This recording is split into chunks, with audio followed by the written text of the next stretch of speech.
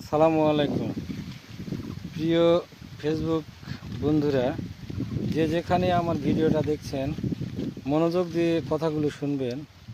ভুট্টা আমাদের একটি উপকারী ফসল। ইরি মৌসুমে ধান না লাগিয়ে যদি আপনারা কেউ ভুট্টা চাষ করেন অনেক লাভবান হবেন। ভুট্টা বিঘা প্রতি 20-22 মণ হারে ভুট্টার ফলন হয়। যদিও না হয় তারপরেও 12 থেকে 14 মণ হারে ভুট্টা হয়। ভুট্টার মোচাটা দেখুন, এখন মোটামুটি ভুট্টার মোচা পুরো হওয়ার দিকে চলে এসেছে। 1 বিঘা জমিতে ভুট্টা চাষ করা হয়েছে। খুব সুন্দর ভুট্টার গঠন। এই ভুট্টাটা ব্যবহার করলে অনেক লাভ হবে। ভুট্টার মোচাও অনেক সুন্দর। যারা ভুট্টা চাষে আগ্রহী কৃষকেরা, তারা সকলেই এই ধরনের জমিতে ভুট্টা চাষ করতে পারেন।